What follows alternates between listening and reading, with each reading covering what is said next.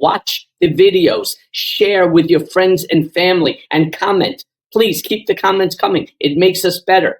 Why am I saying this? Because the insanity, it just doesn't stop. Now, this week, Zohran Mamdani, he won the Democratic mayoral primary here in New York. Now, look, let me be very clear. I don't agree with all of his policies. I can acknowledge that the things Republicans are saying about him, though, are extremely disgusting. They're extremely horrible. Here was Trump's post where he criticized Mamdani's looks, as if that means anything. Here he turned around and he writes, "It's finally happened. The Democrats have crossed the line. Zohran Mamdani, a 100% communist lunatic, has just won the Democratic primary and is on his way to becoming mayor. We've had radical lefties before, but this is getting a little ridiculous. He looks terrible. His voice is grating. He's not very smart. He's got AOC plus 3 dummies all backing him. And even our great Palestinian senator, crying Chuck Schumer, is groveling over him. Yes, this is a big moment in the history of our country." Now, let me be very clear. It's pretty nasty. I mean, you got to give Trump at least credit for being able to write possibly one of the nastiest posts of all time. That one is definitely top 3.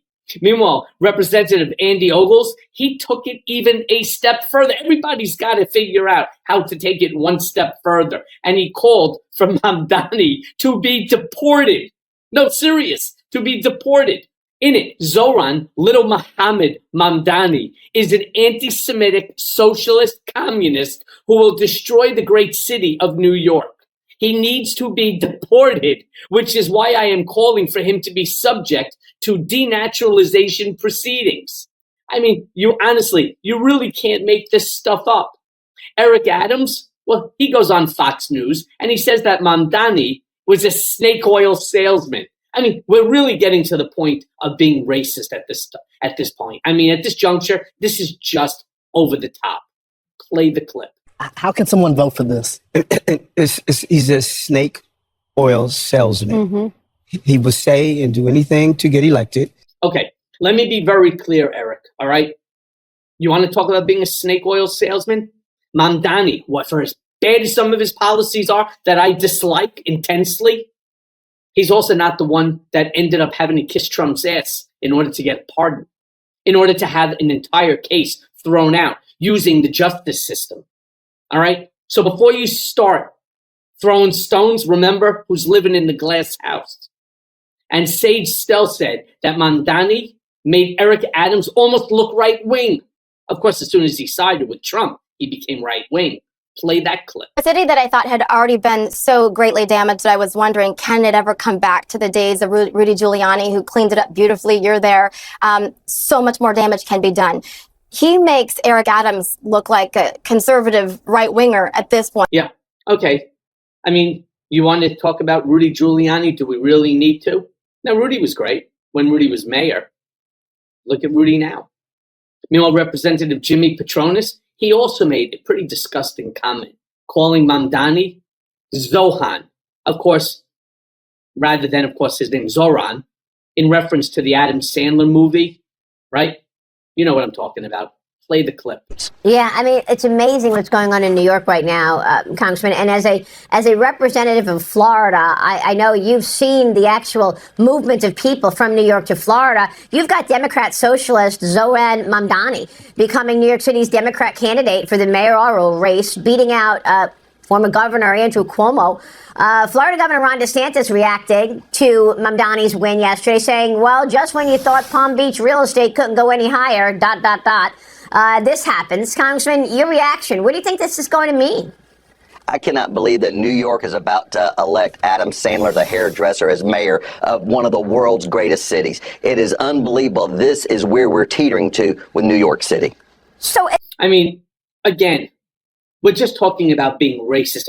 Again, let me be very clear about this. I don't like a ton of the policies that Mamdani is referencing. I just don't like them. And I'm a lifelong New Yorker.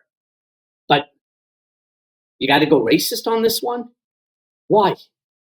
Meanwhile, Laura Ingraham said that Mamdani makes AOC look moderate. Play the clip. Zohran's a Muslim, and his views are staunchly anti-Israel. If he wins the general election, Mamdani would be the most left-wing person to ever serve as a mayor of any city in the United States. His views are far closer to communism than Clintonism. This guy makes AOC look like a moderate. He wants government-run grocery stores, plans to make public buses free, is pledging to freeze rent prices, and wants to borrow $70 billion for more affordable housing. Now, in the past, he's called to defund the police, to ban all guns, create safe injection sites for drug use, and decriminalize sex work. Oh, and end all cooperation with ICE. That's a given. He's even too much for the New York Times. Well, typical of Gen Xers, Mamdani has replaced thinking with feeling, and he won big among the young vote. And he feels that New Yorkers should be guaranteed just all sorts of freebies. How to pay for this? Yeah, look, like I said, there's so much about the policies that he's talking about that are completely unrealistic. They're not just unrealistic, they're stupid, and I don't like them. But at that point in time, I'm still not running into the lane of racism, xenophobia. I'm just not doing it. Ingraham also played a clip of Hope Waltz speaking about Mamdani, where Ingraham tried to play it off as a ludicrous. I think Hope made some pretty good points. Play the clip. I know it might surprise some people, but feeding kids lunch, providing childcare, having accessible and functional public transportation, among many other things, are popular policies everywhere. They're popular everywhere. You just lost about 100,000 brain cells by watching that sound, but sweetie, if they were popular everywhere, Trump would not be president. Nevertheless, That's not true, by the way. That's not true at all. In fact, there's a federal program that all children who go to school get a special, say, bus or train, fare, where they don't have to pay. If you're under a certain age and you're in school, you don't pay. There are programs like that. So you know what also existed? What existed was free lunch in public schools. Yeah, that existed too, up until, of course, Doge. Meanwhile, Jesse Waters, the schmuck, continues making jokes. I mean, is he a journalist or is he a fucking jerk off? I mean, is he a comedian? I don't know what he is, but he's making jokes about the type of people who support Mamdani. Play the clip. He's not 80, and he's not a ditzy little lady. His suit fits, he's good on TikTok, and single white girls love him. Single white girls love him because New York's expensive, and his plan sounds a lot like their college professors. And who cares if he wants government-run grocery stores? They don't cook. They order Uber Eats. How do you know what they do? Seriously, I mean, you take these stupid positions and you try to make them, look, I'm going to be very clear, and I've said it at least a dozen times already. There are so many of the policies that Mamdani is talking about that are just not just ridiculous, impossible to do, but they're stupid. But again, it's the attacks on him as an individual or his heritage that's just unacceptable. Meanwhile, Brett Meiselas, my co-host for Political Beatdown, made not just a good point, but a great point about how crazy the Republican nominee, Curtis Sliwa, is. And let me show you that clip. Play it. They're just smearing the guy with all of these things, right? And let me just show you a photo of the Republican candidate, okay? Because this isn't getting a lot of attention, right? Who is actually running on the Republican side, who they're saying is, a normal guy. And the Republicans shouldn't be branded with this guy. Sliwa, who looks like a communist dictator. And I mean, look at this guy. I mean, look, I know Curtis Sliwa. I've met Curtis Sliwa before. Wrong guy. He was one of the guardian angels and so on. He had his day in the sun many years ago. Now is not that day, obviously. Now, I want to show you a clip of Sliwa talking about getting the millennial vote in New York City. Sure, pal. Whatever you say. Play the clip. To the left of her. Well, just remember, the millennials now are the majority of the population. It's no longer the baby boomers. You have to have the ability to get millennials, which I have. As you know, Sean, I've recruited young people all over this country and all over the world to be guardian angels. And for 46 years, I've gotten them to voluntarily go out there, risk their lives, and take back the streets and the subways. I'm telling you, you go into the subway system tonight, You're taking your life into your hands. No, I take the train all the time. My kids take the train. My wife takes the train. We all take the train. We take public transportation. It's bullshit. And you know what? The fact that you ended up recruiting a couple of dozen people, a couple hundred people, that's not going to win you an election, Curtis. And you know that. You're talking stupid. Meanwhile, I want to end on a clip of Mamdani talking about how organized people beats organized money, obviously referencing him versus Cuomo. This is what I've been saying with the protests happening around the country.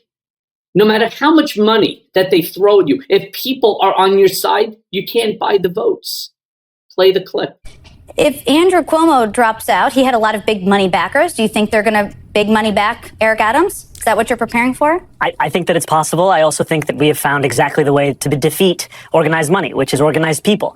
We're speaking about a scale of a campaign that we haven't seen in the city in a long time. And ultimately, we believe in a politics of no translation, one that is both direct to the struggles of working people's lives and also delivered directly. And there is nothing more direct than a New Yorker knocking on another New Yorker's door. And that has been such a key part of this campaign's ability to break through more than $30 million in opposition spending, where New Yorkers were blanketed with attack ads, whether it be when they were turning on their television, their radio, opening their mailbox, or even just watching YouTube. And we were still able to triumph over that.